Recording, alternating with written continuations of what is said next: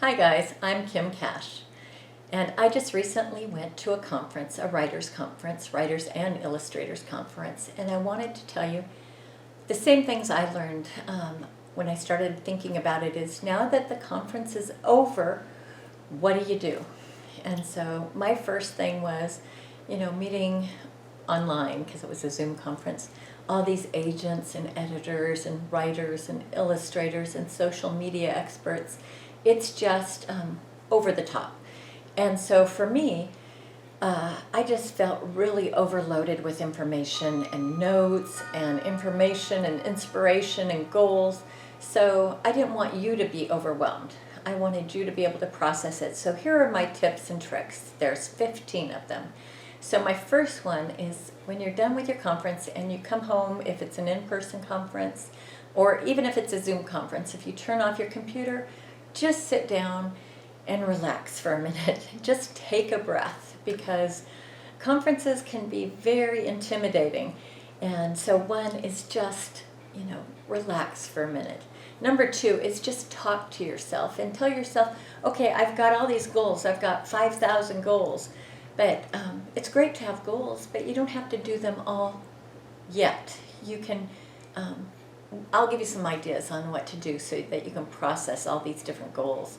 Number three is just sit down after you've relaxed for a little bit and you just breathe, which is so good for you. Just breathe. And then after you've, talk to yourself and say you've got these goals you want to achieve, but you're going to get to them. You just don't have to get to them all yet. Then number three is organize your notes. You probably have slides or handouts or photos you took of screens if it was on Zoom, or contact information, or people might have held up their book covers, which reminds me, here's a little plug for my middle grade book, Irma the Inventor and the Vampire Spiders. It's a STEM book, and so if you have a middle grade reader who wants to read about a girl who's an inventor and creates robotic creatures, you can look up Irma the Inventor and the Vampire Spiders. It would be perfect for Halloween. But anyway, so organize your notes, your slides, your contact information, your submission information. You probably have tons of different kinds of things you need to organize. So just put those in some kind of organization, maybe stacks or however you do it. I like to do, I'm going to put on my glasses just so I can see my notes here because I'm a note taker. You want to create a folder, and this is the kind of folder I use. I use a sparkly folder so that it will stand out on my shelf. I have lots of notebooks, but this glittery, let me see if you guys can see if I come close. It is really glittery, and so it stands out on my shelf. But if you, don't want to purchase a glittery folder, you don't have to. You can just use an old manila folder. I try to at least get a color one so it stands out on my shelf. And if that is not your cup of tea or your cup of coffee, whichever one you drink, then you can create, like one of the things I do is create color-coded spreadsheets. And it just helps you know, your content, like your submission information, your contact information for friends that you've made. You can make lots of friends at conferences, in-person conferences, even Zoom conferences. You might have connected with someone in the chat and you got their contact information. So you might want just a column for contact information. So you can do, like I said, the notebook, this one's just a folder, or you can do a spreadsheet. Next is one of the things you want to do is, because you've got all this information and you've got it all organized now, then you want to set some priorities, because if you're looking at all this information and you're overwhelmed, it can be just daunting, and you don't want that to just stop you from making progress. So I wanted to say what you want to do is just start getting ready for your journey by your you want to get on your path to publication. That's usually people's goal. It doesn't have to be your goal. Your goal could be to write a story for your child, to write a story for yourself, or to just memorialize your biography. Whatever your goal is, you need to set your goals.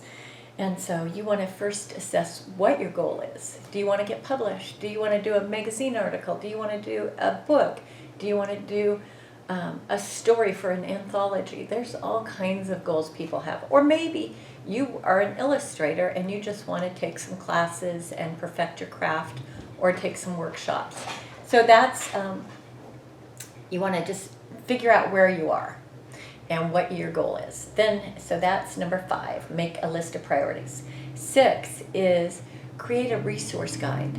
You can have the resources of, a lot of times writers will give you some resources, some links, and some websites that you can visit when you're at home.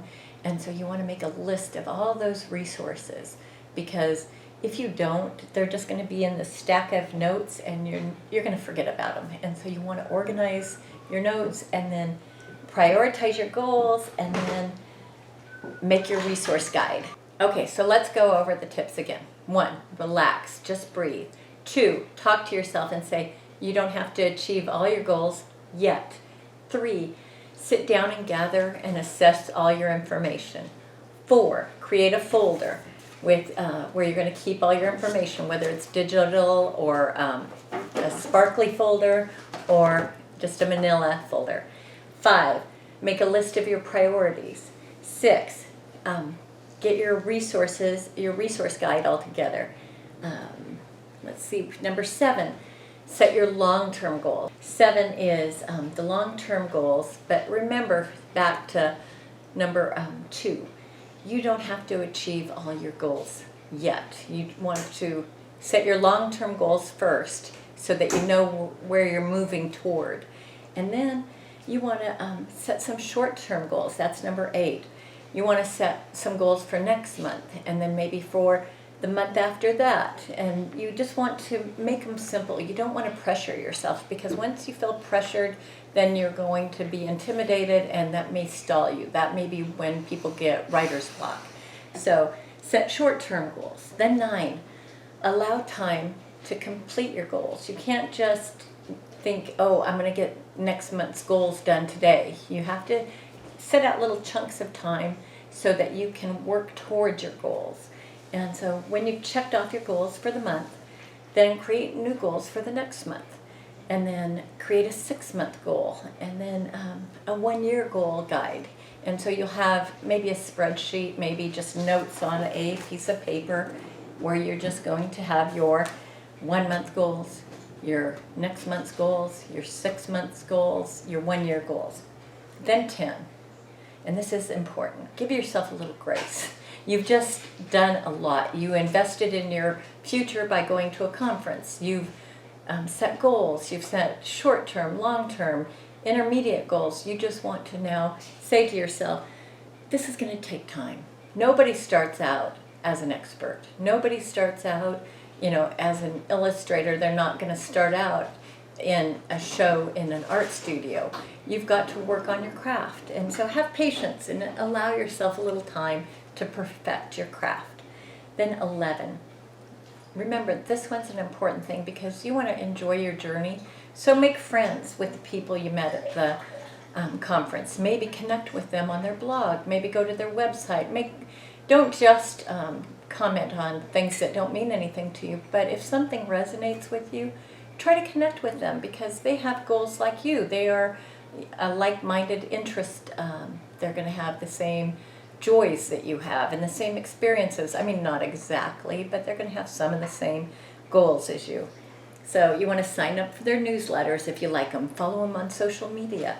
List and like their posts. If something, that they say, maybe they say, oh, I went to the conference and you were at the same conference, then connect with them and say, oh, what did you like?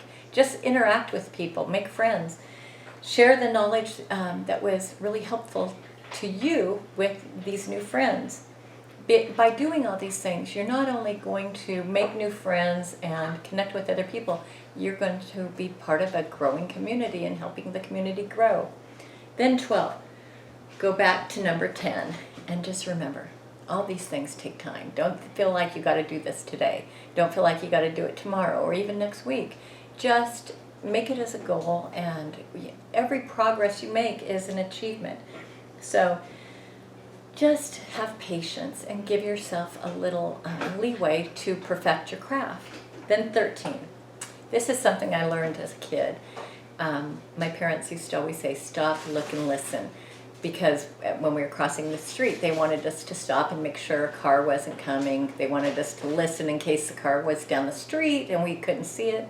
And then, so we stopped, we looked, and then we listened to hear what might be out there. So my stop for a writer or illustrator is don't send out your work before it's ready. Don't feel compelled to get it out there and be the first one out there. Take some time. So you look at it one last time before you send it out. And then have maybe some of your friends or maybe even your new friends critique your work. And that doesn't mean you have to take every bit of advice somebody gives you. If they're telling you something and it doesn't feel true to you, then don't take that. But listen, if 3 people are telling you the same thing, it's probably accurate. So stop, look, and listen. That was number 13. Then 14 is, now that you've read all the do's, here's one big don't. Don't wait too long. Now some people, when I say you don't have to be the first one out, don't be the last one out. If somebody asked you for your work, send it to them as soon as you've had a chance to review it, or as soon as you've asked one friend to read it. Don't wait 6 months. Because they're going to forget what they asked for, why they wanted it, what they enjoyed about it. You want to at least capitalize on the connections you've made, but don't pressure yourself to get it out way too quickly, but also don't wait too long. I have one friend who waited like years to send something out. They're not going to remember, even if they loved it. So don't wait too long. That's a big don't. And then 15. This is like the most important of all these tips. Enjoy the journey. You're on your path to publication and you're working on a craft and a skill and you're trying to perfect your goal and get there. So half the fun of going on a trip is just the working towards the destination. And so I want you to enjoy your journey. And I'm going to put down in the comment section a couple links for you to start your own. If you haven't gone to a conference yet, I'll put a couple helpful tips and tricks and hints from other people, other websites that you can go look at, and you can put those in your notebook, because I want you to have something to start with. And then if you haven't even gone to a conference, start looking at upcoming conferences. Go on the websites, just search writing conferences, illustrating conferences, and start printing those out. Select some of the conferences you would love to go to. Maybe it's in New York, maybe it's on the West Coast, the East Coast. Put your links and your information about these upcoming conferences in a new notebook so you have something to look forward to. And that can be the beginning of your journey. Have your notebook ready. Start filling it with blog links and podcasts and conferences and writers groups. You want to connect with other people because it will make the journey more fun. When you go on a vacation, it's usually more fun. The more the merrier. So enjoy the journey. So I hope you enjoyed this. I hope these 15 tips help you on your path to publication.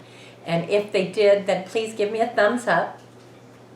And if you want to hear more from me, then subscribe to my channel. And if you'd like to see the next thing I post, then click on the notification bell and you'll be notified when I post my next video.